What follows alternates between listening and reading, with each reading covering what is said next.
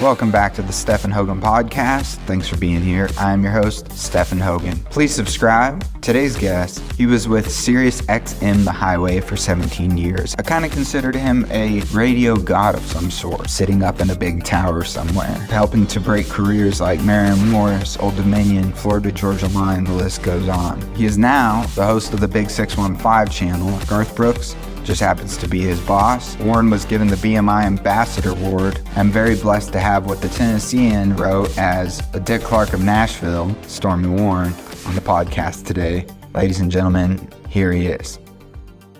Laying in front of the speaker in the living room, or put the transistor radio, the little pocket transistor radio, underneath my pillow. And I would listen to the music, and I love the music, but I was really listening for the voices in between. And I was fascinated where they came from. How do they know so much? Where are they? What did that studio look like? And their personalities. What did they actually physically look like too? And it just, all of those things just created a theater in my mind and an instant obsession. So then, at 13, you get to go on a field trip. I demanded a field trip. You demanded? I demanded a field trip. It was a creativity class in junior high, and nobody was really into it. And the teacher goes, Mrs. Cowan was her name. Shout out to Mrs. Cowan. And she goes, does anybody have any ideas to take a little field trip that would tie into the creativity theme of this class? And I went, yeah, my favorite radio station, 14K, 92K. It's right on Skelly Drive, just down the street. And Mrs. Cowan said, well, anybody else have any other ideas? And everyone went, no, that sounds cool. And so we drug the class to the field trip, and it was like pulling the curtain back on Oz. I mean, literally, that's what it felt like to me. Because everything that I had dreamed about and imagined in my head since I was a kid came to reality. And I was like, so those are the faders. That's how the song comes in. That's when the mic goes on. The on-air light, the 8-track tape-looking carts that all the songs were on are just stacked there with the commercial spots and the logs and the cigarettes and coffee, and the everything came to life. And I went, I'm never leaving this place. So then the next day, I came back.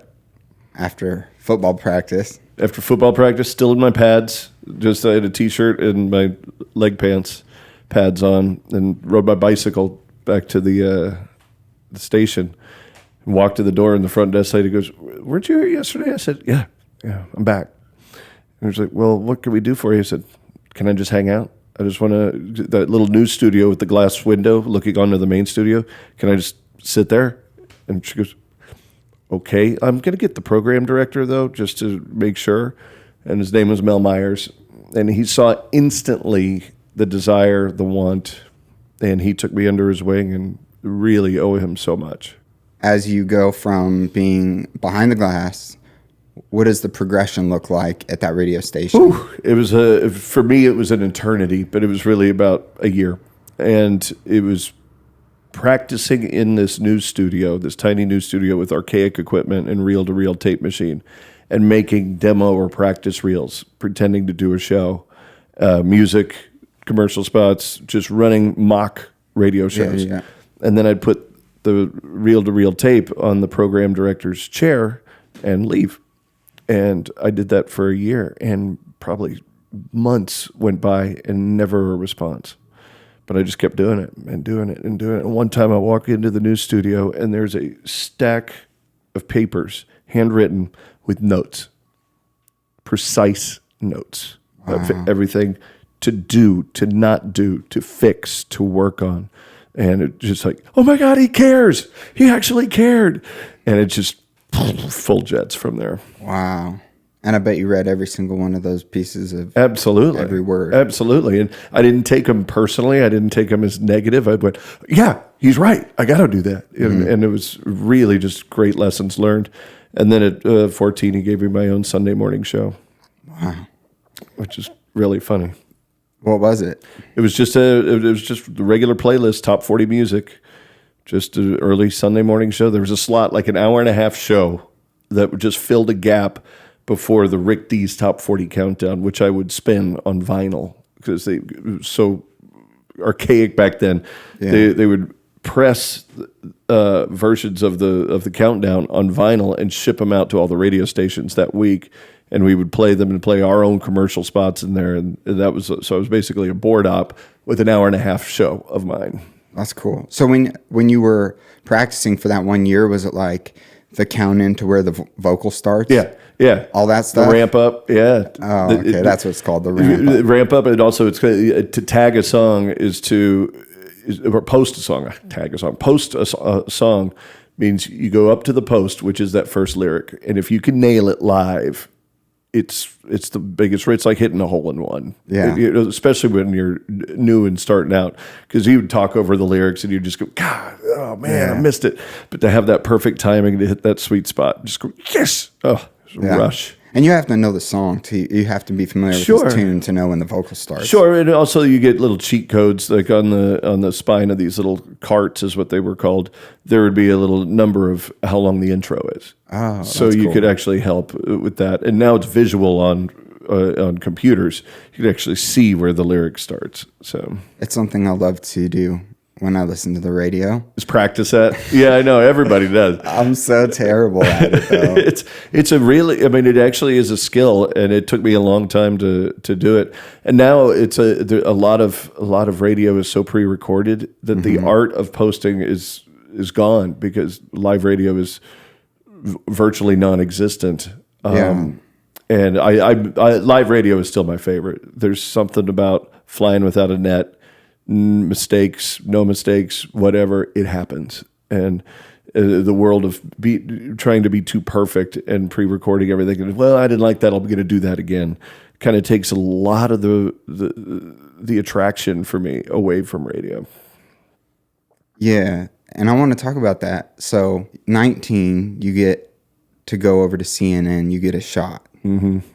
Tell me about that. Well, it actually started at Pirate Radio in downtown Hollywood, in the same building that CNN was in. Okay. And that's Scott Shannon, Westwood One. This was big league radio. I mean, it was the most pressure situation I've ever seen in a radio station, because it's Los Angeles, it's Westwood One, and a lot of people put a lot of money and stock in the success of this channel. And so the pressure from the program directors and management, and Scott Shannon and Shadow and everybody involved, you could feel it in the hallways. And it was a perfect radio station. I mean, I was nowhere near being good enough to be on the air at Pirate Radio. And so I was answering phone lines, running promotions, and doing character voices for the morning show. But man, I mean, the jocks that were doing it when I was 19, 20, these were the A-list, the pros, and I was in awe of just their talent. And it was just, that was crazy.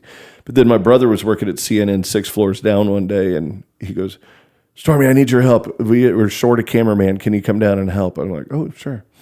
So I went down and ran studio camera, and then they kept inviting me back. So I was going to college, full load of classes, doing CNN in the morning and working Pirate Radio in the evenings. And so it was a crazy schedule, but I was in heaven. I was learning television, still learning radio, and studying it all in college. So it was just like this sponge, and I couldn't get enough of it.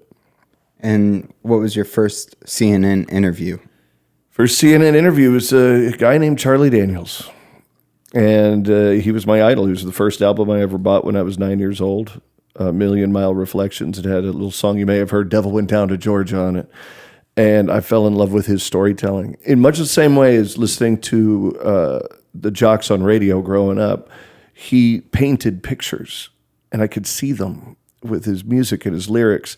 And so with that, it just became theater of the mind again. And I fell in love with his creativity and his voice and his style of Southern rock music. And he just became a hero of mine at 9 years old, and stayed that way my entire life. And I went to the producer of Showbiz Today, which is the entertainment show for CNN, and I said, I really would like to be a field producer for Showbiz Today. And he goes, you're the guy that works in the control room, right? For you like running camera and stuff? I said, yeah, but I'd really like to do. He goes, okay, good luck. But why don't we try you out?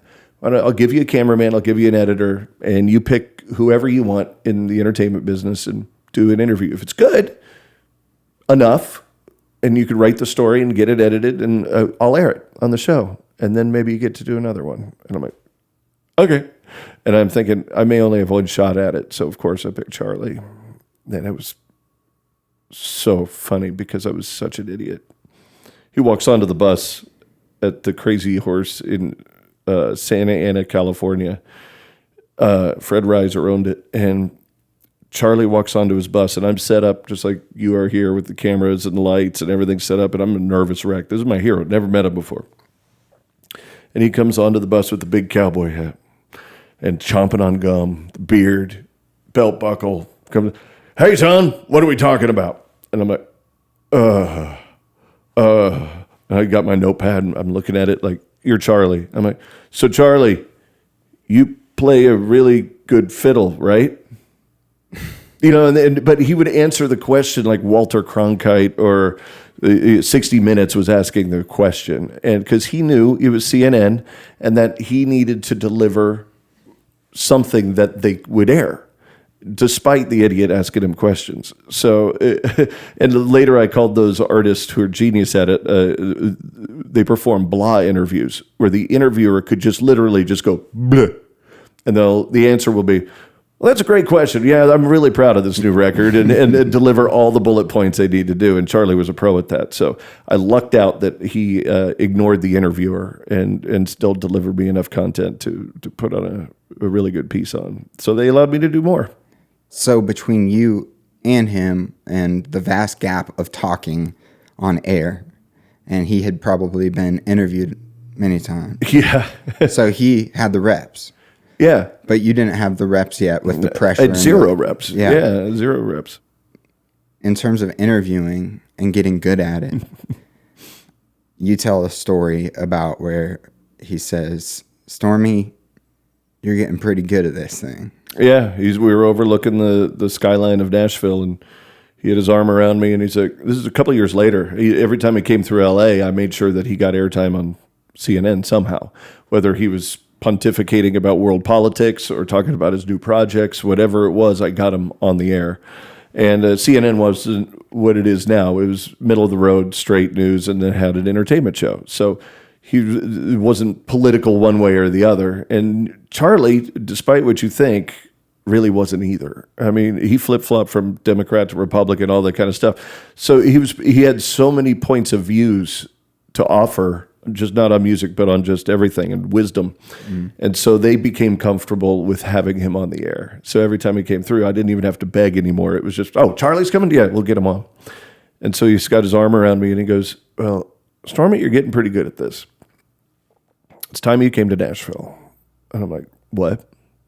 And I love Nashville. We were talking before the interview that I worship the Nashville network. It was my window to Music City. Another place that I thought was Oz, the Emerald City of Nashville, and never been here, never stepped foot in this town, but I knew I needed to be there at some point. And then with the pushing and the push by Charlie saying, you need to come to Nashville, this town will chew you up and spit you out, and it'll make another one that looks just like you. They don't need you. Nashville needs you. And I went, okay. And he goes, you tell me any help you need. And I said, yeah, I'd really like to work for this show called Crook and Chase. It was a news media show on country music on the TNN. He goes, oh, Lorianne and Charlie, they're my buddies. I'll put in a good word for you. And I'm like, you would? He goes, absolutely.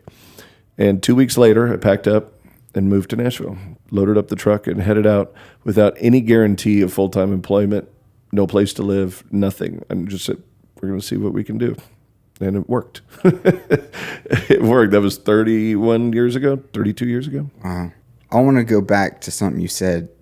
He said Los Angeles will chew you up. Chew you up and eat. What did he mean exactly? It just means that you can have a connection in Nashville. You could be a part of the process. You have friends. There's people lean on each other in this town. I call it the language of Nashville is a two-way street. There's a very give and take town. If you have something to offer, that you will get things offered back. And it's just the people that don't understand the two-way street language of Nashville are thrown out just the way he was saying I would be thrown out in L.A. because L.A. doesn't work that way. L.A. doesn't care. It's just cookie cutter, find the next, do whatever. The heart and passion was not there in the business the way it is in country music and in Nashville. And he saw my passion and said, you belong there, not here.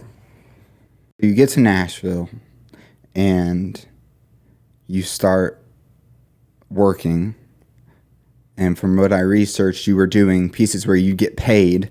Freelance. Yeah, freelance. Yeah, so I didn't have a full-time job. It was for TNN Country News and This Week in Country Music.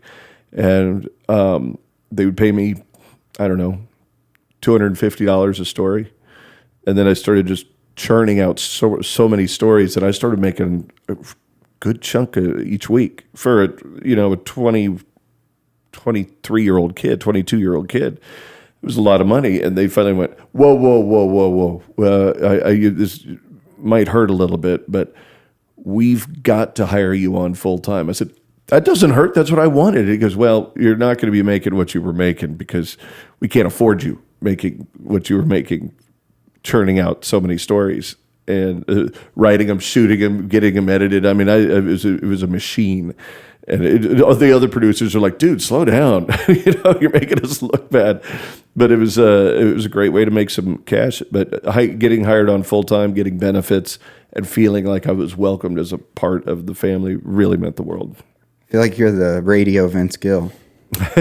There's a lot of kindred spiritship between Vince and myself. We in the reps of what you did before the age of 18 even. Yeah, he was in his bedroom playing guitar and just mastering his skill. And I didn't even know what I was doing, but I was building my 10,000 hours. Yeah. And which is a really true philosophy, by the way. Where did you get your drive from? That's a great question. It's always just kind of been there. And I don't think I had a lot of drive for other things. So this became my vent. This became my mechanism, my vehicle for my drive and my passion. And it became my sole source of focus. And it was being in this business, doing radio, doing television, being part later, then moving out here to Nashville, being a part of the country music business. I still feel that way. And then when we get to the interviewing part of the story, it's the same passion and drive. I enjoy conversations like we're having right here more than I love anything else in this business. This is what it's about. It's about connection. It's about a conversation. It's about learning. It's about people learning about themselves through these conversations. I learn about myself through these conversations. And, when I'm doing an interview, I'm not necessarily asking questions for them. I'm asking questions I want the answers to for myself. And the result is often pretty amazing. And so that just kind of perpetuates the drive and the passion, and it just keeps building. I've never lost it. And because of that, I've never worked a day in my life. Yeah, because you're doing what you love. Yeah. No, it's. I felt guilty about it for a while when people were, struggling to find what they wanted to do in life, and they're in their late 20s, early 30s, or even late 40s, and still going, yeah, God, I hate my job. I don't know why I'm doing this such and such job, 9 to 5. This is not what I wanted to do. And I'm like, well, go do what you want to do. And I'm just very blessed and humbled at the fact that I was able to find that at 13. And you moved here in 93, correct? Yeah. 3 years later, Bill Clinton signs the Telecommunications Act in 1996. Can you talk about that a little? Talking about the consolidation of radio? Mm-hmm. And what your opinion was at the time. At the time, I didn't know enough about it to have an opinion. I was like, and also that was a part of the business that I didn't care about. I didn't care about the business side of it. I didn't care about any of that. I cared about the music. I cared about the artists. I cared about the audience. I cared about the art of radio. The business side of it, still to this day, I don't care about the business side of radio. It just, it's not my business. And it's now later, as I learn more, I see the effects of it. I see the effects of taking decisions and creativity away from small communities that used to break artists by playing a song when nobody else was playing it. And consolidation basically puts all that power into one or two people's hands for all the stations in the country, specifically for country radio. Yeah, that's a big one. Because essentially before that, you could only own 40 stations. Yeah, now you can own, I don't even know the number now, but if you do, tell me, but I don't know what the number is. But it's a very small, it's a handful of people that own the majority. Yeah, the idea is that there are still a few that can make decisions, but as opposed to every single station had a program director like Mel Myers, my guy in Tulsa, who made all the decisions on the music. What was played was his decision. And it just became, there were actually music directors who had a say, and they weren't just following orders from up above. So that changed how the music business ran, and the way record labels had to approach radio. They couldn't just go into a mom and pop station in Paducah, Kentucky. They had to go to the headquarters of a massive radio conglomerate and hopefully make them like the song enough that it trickles down to all of their stations. And people will argue and say, well, we still make our own decisions. Very, very rarely. Yeah, those are some of the realities of radio that I think are important to understand. Because before we moved here, I was doing my music in California. And I remember going into a radio station and talking with the program director, right? Quote unquote. And I thought that he could get my music on the air. Yeah. And I had no idea that the reality was he's playing the same songs that all of the other stations are playing. He wanted to play your song. He wanted to. But when your hands are tied behind your back, it becomes difficult. I don't want to just throw everybody under a bus. There are exceptions. There are program directors that do take chances on songs and are able to take them up the ladder and say, I think we really need to jump on this. And they champion music still. They still exist. But as just a blanket view of the changing of radio, it's a lot different. Yeah.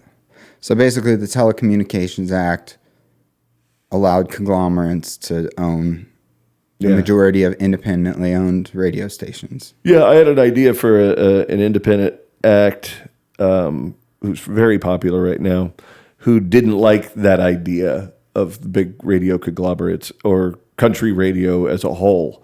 And I suggested what he should do is take his album out on vinyl and do it the old school way, get in your car and drive to the AM radio stations, which are not consolidated. They're still rural. They're still local, very much independent and autonomous, and do the old school approach and just play the music around that and do it the way it used to be done. And he never quite, he loved the idea, but he never did it. But I still think there's an opportunity there for an artist to do it. I mean, what a great thing. Now, that's a good TikTok. Mm-hmm.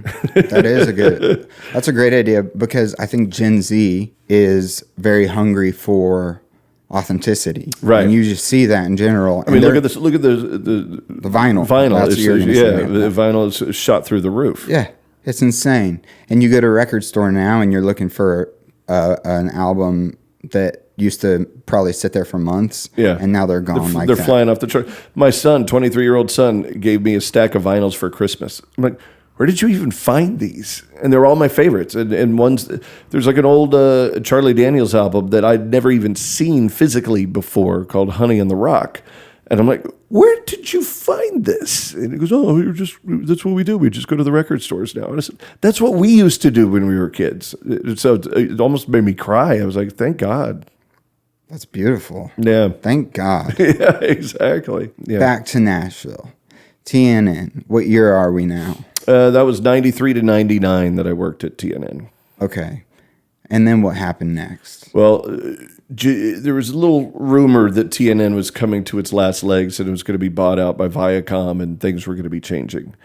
And so I went, I don't want to be just hanging out, being hung out to dry. I want to be a little proactive about this. So about a year ahead of that, I reached out to a guy named Greg Travis, who owned a company called Travis TV, and they were doing things at the time which have almost become dinosaurs too, called electronic press kits. And they were video press kits where we would do what we used to call brown bag interviews. and you would do interviews. You would shoot B-roll of a concert or in the studio stuff for a new artist project, and put it all together in elements, and then do a finished piece as well with a voiceover and a finished piece without voiceover. And then you deliver this press kit to entertainment news magazine shows or news media or columnists or whatever, so they would have all the tools they would need without having to go do the interview themselves and get all the behind-the-scenes knowledge. And so I decided to go in there and help him build electronic press kits for all the record labels in town. And that was a really good exercise for me because, again, your theory about the reps, that was rep after rep after rep after rep. And it was just talking about every project, learning every new artist, and so it was just a flood of just knowledge coming in, and also practice for me as an interviewer and just a connoisseur of the format. Yeah, and you almost got, it's cool because as I'm hearing about this, you almost got a little different along the way, stimuli, if you will, in the entertainment business, and doing this here and that there, and they're all a little different, but they all tie together. Yeah, I mean, from cameraman to radio to interviewing to be on the business side of the music business with electronic press kits, it all became a bunch of shiny tools in a toolbox that I use every one of them still to this day. Everything from running camera to running sound to the music side to the interviewing side, they all do work perfectly together. Did you have a philosophy about when a door opens, I'm going to go through it? It was not a philosophy. It's the only way I knew. I was just stubborn and didn't know any better. But I never thought twice about decisions. I still, much to my wife's chagrin, because I've made some pretty interesting decisions based on gut instinct, lack of gut instinct, just an opportunity. And it's like, oh yeah, I'll do that. Boom. I mean, it just, why not? Life is to be experienced. And it's like, if you have an opportunity to grasp something, it doesn't have to work all the time, but give it a shot. See where it goes. See where the road takes you. And it may not be the smoothest path, but you're going to learn something. You're going to learn something, good, bad, or ugly. And you'll be able to take that with you down the line, as opposed to being scared of taking a chance, of getting stuck in a rut. It's like, no, I really shouldn't do that because this is what I'm doing right now. And you never see that opportunity again. Or you think falsely, well, I'm not going to do that now because I could always do that 2 years from now. And 2 years from now, that is vaporized. And you look back going, God, I really should have tried that. And so I've dabbled in just about everything, not out of a plan, not out of philosophy, but just out of curiosity. So getting back into radio, let's go there. And let's go Sirius XM because you were there 17 years. 17 years. And talk about another chance, another opportunity. John Anthony reached out to me and goes, hey, can we go out to lunch? I'm like, sure. And he was the program director at The Highway at the time when it was just XM. There was Sirius and XM. They were two separate satellite companies. And XM had their mainstream country channel called The Highway. And because we're just getting things going and rolling with it, and we're starting to add personalities to the channel. I mean, we're still pretty young.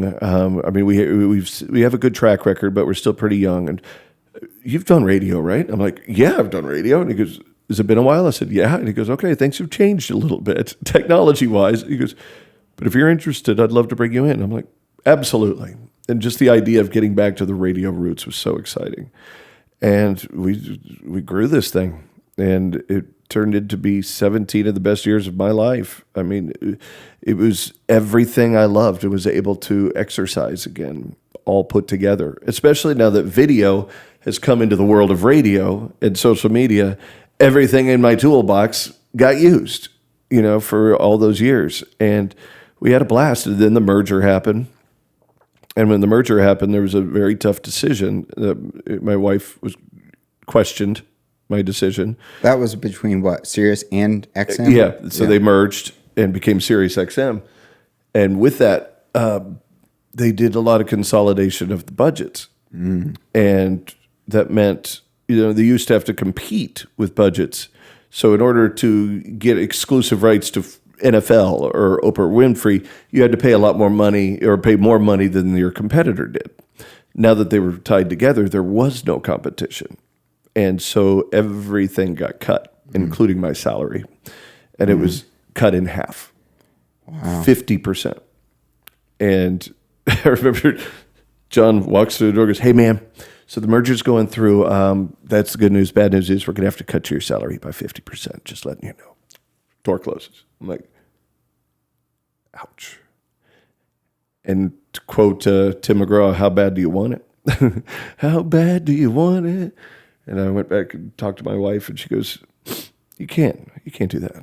She goes, "Where's your integrity? Who does that? You don't say yes to that." And I said, "I'm saying yes to it because I believe there's more.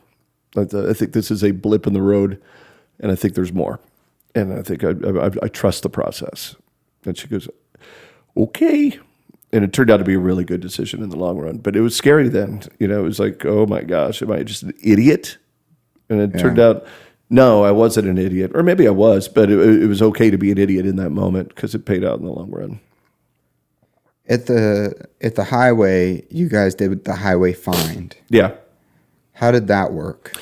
Highway Find was a program where Sirius XM and the Highway specifically and Hits One, the mainstream pop channel and the mainstream country channel, and even the hip hop channel at the time, they had similar philosophies of what they wanted to be in the music business. And that is ahead of the game, ahead of the curve, far ahead of the charts for terrestrial radio. We wanted to have music discovery be the number one thing Sirius XM was known for.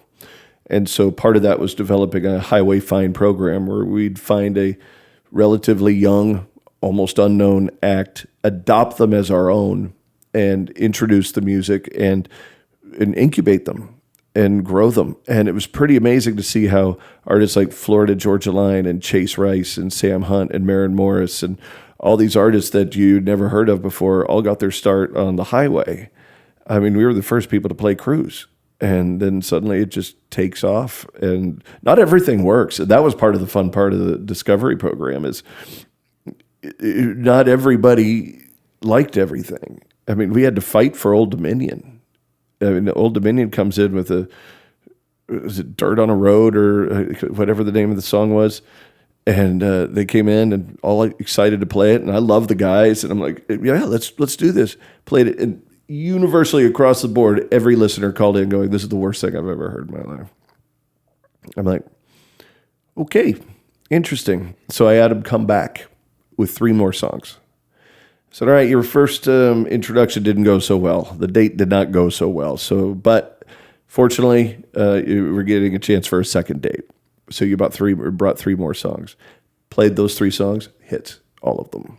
And so it was just fun. It's about being invested in the future of music for us. And for me personally, it was just, I loved being on the front end of it. And it's the same thing where I am now with the Big 615 on TuneIn. We have the same philosophy. We want to be curators of the format and help shape it. So with that format and it being, like for me, if I wanted to listen, I can just download the TuneIn app and sign up for a monthly membership where I have access. Now, is how radio is working in that format different than where it is working outside of the format in terms of program directors and freedom? I can't even speak for that because very purposely, and I've been offered a lot of positions in terrestrial radio, and I've turned them all down because it seemed constrictive to me.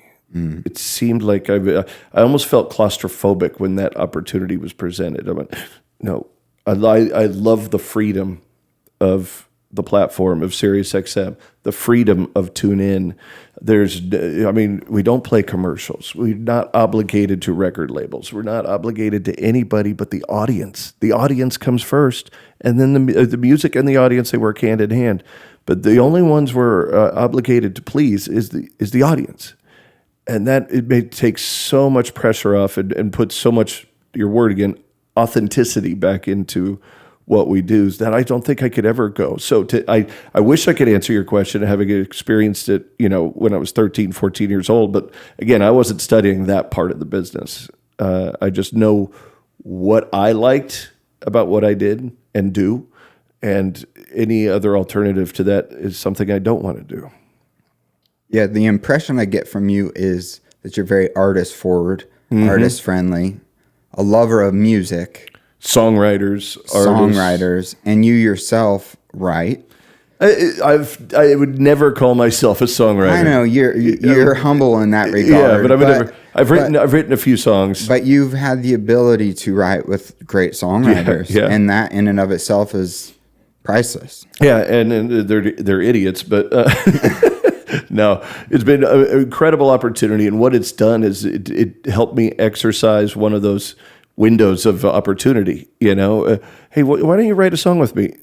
Some people would just be so intimidated and say, absolutely not. I can't play a note. I've never written a song. Absolutely not. And I went, well, let's see what this is. Let's see what this process is.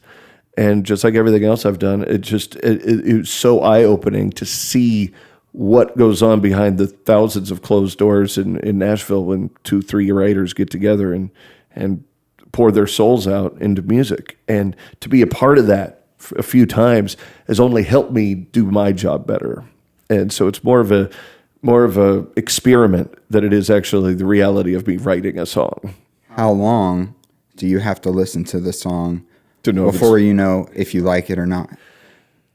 I like to say that I listen to every single song start to finish, but sometimes just time and interest fades. I'm not one of those people like some programmers say, I'll know a good song in the first 15 seconds.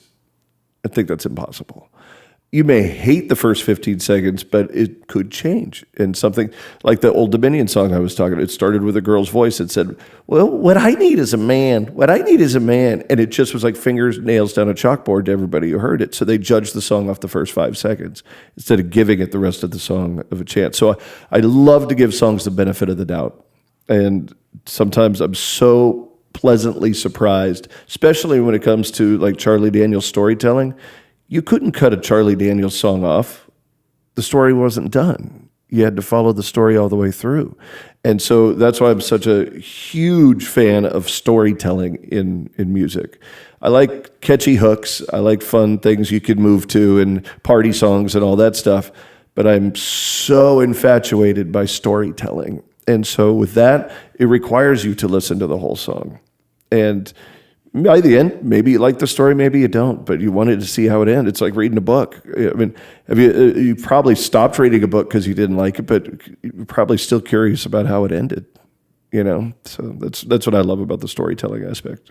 And then you have artists that come along that are different, and they seem to be the ones that really cut through radio. Yeah. And you've said that this is metaphorical, that about every 10 years, there's a new bomb dropped on Music Row that changes the format and puts it in an entirely new direction. Correct.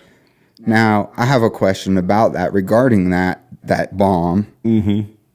You've talked about Big and Rich. Mm-hmm. That's my poster child for that example. And that's your poster child. And I'd like to hear a little about it from your perspective. Yeah.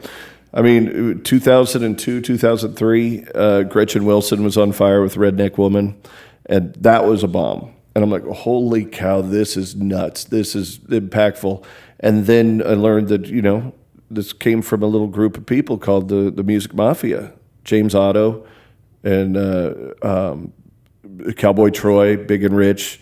They had formed this group, and which now Music Row is all about these little groups. Whiskey Jam is one of those groups. And it's just a support crew that exposes new artists and talent to other artists and songwriters so the networking can continue. And Big and Rich had their own unique style. I mean, John Rich came from a band called Lone Star and was kicked out for buying the entire deck of a cruise ship drinks on a record label cruise. And it wasn't the only reason he was kicked out of the band, but it was definitely the straw that broke the camel's back. And the band said, we can't afford this, neither can you. I think this is where we part ways.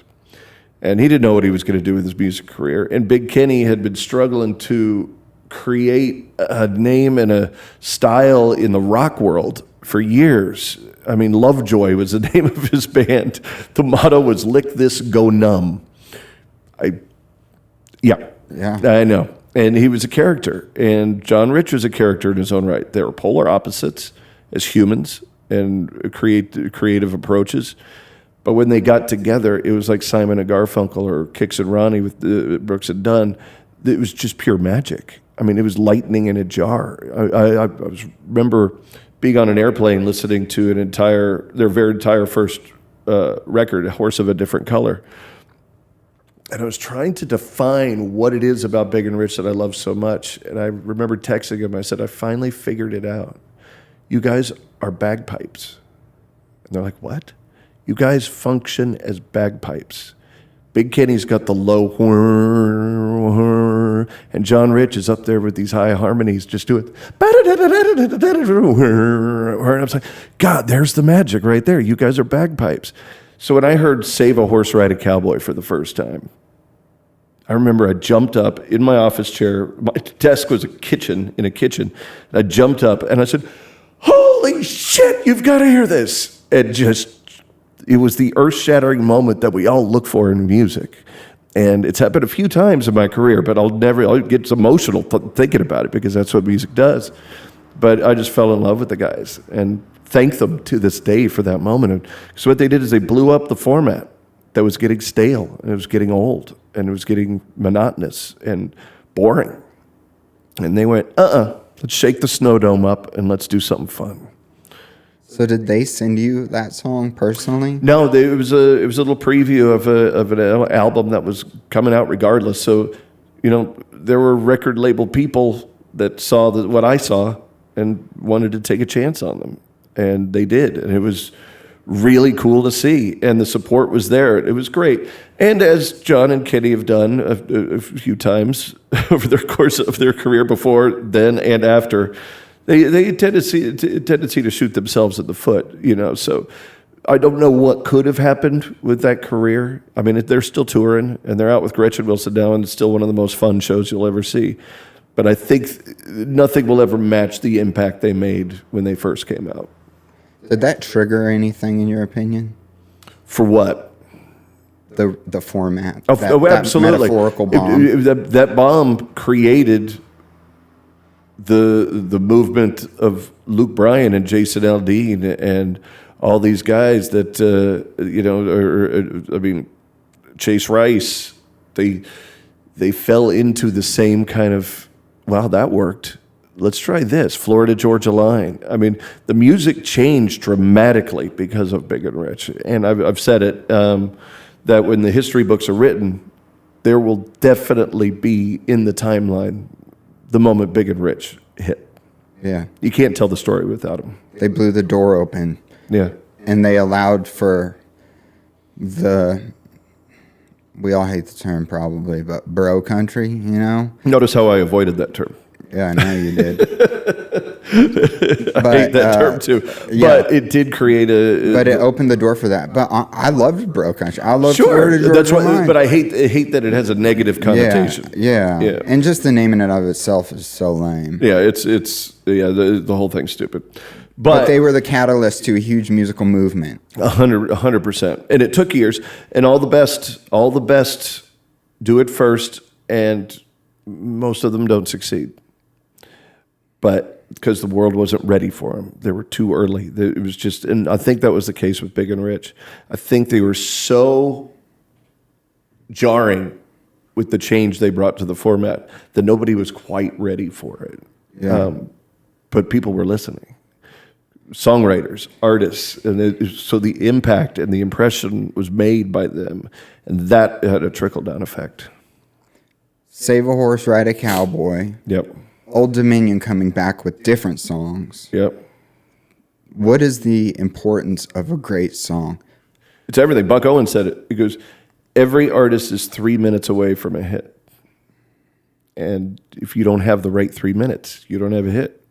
And you don't have a career. And artists still, even successful artists are still looking for their Joshua Tree, their 3 minutes, their dance, their whatever song, He Stopped Loving Her Today's. Everybody's driven to write the perfect 3 minutes. And we've had some good songs. There's a song coming out by Riley Green. and it's called Jesus Saves. And it's one of those songs. It's one of those songs that's going to change people's lives. It's going to be cool. That's awesome. Yeah. I heard a quote from a friend that's in publishing, and he was at some kind of presentation. I don't remember who said it, but basically he said artists want to change people's lives, and in order to do that, they need to get signed to a publishing company. But publishing companies don't care about changing people's lives. They care about getting songs. They care about hits. Yeah. And then they care about the record deals, and record deals don't care about changing people's lives. Record care companies about hits, care about making money, getting songs on the radio. But at the end of it all, music changes people's lives. Yeah, absolutely. And the goal is to find that magic sweet spot where we all know we shared that moment and that song touched our lives and changed the world. You know, we've seen it happen. My boss, Garth Brooks, has done it for most of his career. He's a really good songwriter, and he knows what the people want to hear message-wise, and he's been very successful at it. Garth knows who Garth is. And knows his audience. Mm-hmm. And that's the important thing, too. You got to know who you're talking to. Yeah. Even though songwriters will tell you all the time, and it's true, you don't become a good songwriter until you reveal everything about yourself and tear all your own walls down and get to the true heart of who you are. Only then do you become believable to who you're playing your music for. There's a lot of truth to that. But the other part of that equation is, what does your audience want to hear? And what is going to touch them? You can't be always right, but if you're always trying to do the same thing in a conversation like we're having now, it's like, I'm interested in what interests you as much as you're interested in what we're talking about. I'm interested in what is interesting to you. And that's the way a songwriter works, in my opinion. You mentioned Buck Owens. Yeah. Another one of my heroes. And you had, without going too deep into it, you had some amazing mentors and heroes and people that you got to sit down with and interview. And what I'm learning through podcasting is that I go back and I listen to them. I hate hearing myself talk, but I love hearing the other person. Isn't the best thing about going back to listening to your old interviews? It feels like you're listening to it as an audience, and it's not it's like you almost have forgotten so much of the conversation, or it's just from a different perspective that I found myself like walking the dog, listening to some of my old interviews, and it's like I'm not even listening to myself. I'm just hearing this great piece of content that interests me. Yeah. Yeah, it's fascinating. Yeah, like this person's so full of wisdom. Right, and you want to one of my mission statements is to revive the art of mentorship. I think it's lost. Right now, mentorship is this. Kids, this is who they're looking up to. Mm. That's all. They're not listening to older people. They don't care. They're listening to whatever TikTok says and Instagram tells them to like, and who they should be listening to and wearing and where they should go and what they should eat and what they should buy. And I mean, those Stanley Cups with the straw, I mean, they're just being forced everything because of this. This is the mentorship of our generation. I know I sound like a curmudgeon when I say that, but I grew up in an era where you if you had a question, you asked somebody who was smarter than you and who could teach you something. And so those were the people that I loved to interview the most. Everybody from George Jones to Chet Atkins to Buck Owens, Merle Haggard, Chris Ledoux, George Strait, all the icons. I wanted to touch them and soak in their energy and their wisdom as much as possible while they were still around. That's why I fought for that final interview with Buck Owens so hard. Yeah, and what's the quote when you? I want to hear that because this was something I thought was pretty amazing. You could tell in the interview that he was not doing well health-wise, and that he was still filled with pride and cockiness, and that's just who he was. He's just boisterous and fun. And I finally went, you know what? The quote at the beginning of the interview was, he goes, "Storme, I hope you got some good questions." I said, "Why?" And he goes, "Because this is the last fucking thing I'm ever doing." And I'm like, okay, great, no pressure there. And I prepared a whole interview for Buck Owens for years. Yet this one came at a spur of the moment, spontaneous just moment in time in Bakersfield at his Crystal Palace, his person comes up to me and goes, Stormy, I've got a camera set up from the TV station that Buck owns. Would you like to do that interview now? I'm like, now? With less than like 3 minutes notice. And I'm like, okay. Holy shit. And sit down across from him, and he tosses that line out to me, and I'm like, oh, God. No pressure. Suddenly the Guy Clark moment came right back into my head. How much do you actually know and remember about Buck? And then I threw my approach completely out the window. Even though this is supposed to be a life-encompassing interview with Buck, going back to his youth, going back to the early successes and a whole timeline, which I should have been a lot more prepared for at the time. So what if this is just a conversation with a guy at an interesting point in his life? And just treat it like that.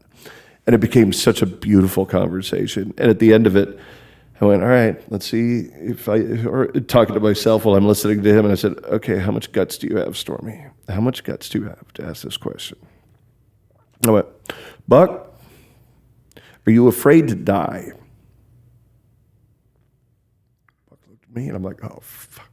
Blew that one. And he goes, no, I'm not afraid of dying. I'm afraid of not being around. Mic drop. I mean, it was just perfect. That's so beautiful. God, he's such a good guy, too. Tragic and beautiful. I know, but it was like, no, I'm not afraid of dying. I'm just afraid of not being around because he was afraid of missing something. Yeah. Which is really cool. That's a great answer. Yeah. And something that he probably thought about a lot in those last absolutely. months, you know, because I think the closer you get to death, the more you think about it. Yeah, oh, sure. And have to come to terms with mortality. You know, we grow up thinking we're going to live forever, and suddenly forever gets cut in half in the blink of an eye, and then suddenly forever looks like it's right around the corner. You know, the end of forever is right around the corner, and that's got to be. I mean, I think we all have to face it at some point, and I think that does change your viewpoint on being here and where we're going and what have you done, and a lot of reflection. Something that you're a fan of is EMDR. Yes, I am, out of necessity. Yeah, I've done it myself out of necessity. Yeah. And for those listening, it stands for eye movement desensitization reprocessing. And basically... I'm glad you knew that. Yeah, basically they use what's called bilateral stimulation to refile... To rewrite. And rewrite trauma that you have experienced. Mm-hmm. And it sounds weird, but it works. Yeah, I felt like before I went through the exercise, I said, so you're just tricking my mind into thinking something that happened didn't happen? And my therapist was like, no, that's not it at all. We're just trying to make this trauma more approachable and not so damaging. And sometimes you have to go back a long way to get to the thread that runs through all of our memories and all of our traumas. Because there's always a connecting thread to every trauma in life. And you have to find what that is and kill the taproot. Mm-hmm. And you have to go all the way back to the original trauma and kill the taproot. And if you could do that, it cuts the cord for not only the memories of the traumas in the past, but also future traumas. Yeah. Takes the power out of it. Yeah. And the word that is used in therapy when doing EMDR is your disturbance level. Yeah. So they'll ask, what's your disturbance level on a scale from 1 to 10? You'll be like, man, when I think about this, it's a 10. Mm-hmm. Like my adrenaline goes up. I feel like I'm going to have an anxiety attack. And then as you do that EMDR, that disturbance level comes down. Mm-hmm. But what I thought was cool was that you were open about it, and that I think that therapy is so important for people. I'm a huge proponent. Yeah. A huge proponent. I tell couples, and they're dating and they're getting serious, I said, start your therapy now. I don't care if you're in fairy tale land right now. Start your therapy now. Start talking it out, because don't let the stuff fester, because when it does, then it's too late. And then you're in red alert damage control mode instead of being in a proactive mode. And that, I think a lot of therapy should be used that way. Instead of waiting till the problem exists is trying to be proactive so you can have the tools to react and function in different situations. And again, it takes tools, and really good therapists have really good tools. Yeah, and I believe to be a great musician, you don't have to have a screwed up life. And I think some people, because you look at a lot of the greats, they were so dysfunctional. Yeah. I'm a firm believer that you don't have to be dysfunctional to be able to create something amazing. No, I think there's plenty of examples of people who are. And I would agree. Yeah. But I think if you are one of the people listening to this that struggles with your demons, you're not going to lose your ability as a musician or a songwriter or a businessman or whatever you do if you do therapy. Yeah, you're not going to lose your magic dust. Because that's the fear. Yeah. I think it's the fear. Well, it's a lot of people who are, getting sober right now is a very popular trend throughout the music business right now, and in a lot of places. And that is a big fear by a lot of artists that are just like, there's no way I'm sobering up. I will lose everything. I can't get on stage without a drink, without a buzz. I can't sit in the writer's room without being stoned. I can't do it. Yeah, you can. Yeah, you can. I mean, I'm not there yet. Hey, it's everybody's personal decision. Yeah, exactly. And I got into whiskey, Mm-hmm. And then I had to stop for some medicine, so I stopped drinking. But it's changed our dating. Yeah. Even though we're married, my wife's behind the camera, but like we used to go wine tasting and do these things, and alcohol is just kind of a lubricant to a fun time. Mm-hmm. And so learning how to have fun without it has been a challenge. Yeah. And we're getting used to it, but it definitely is an interesting journey. It's a habit. I mean, it becomes a part of your life. I mean, and sometimes a little bit too much. Yeah.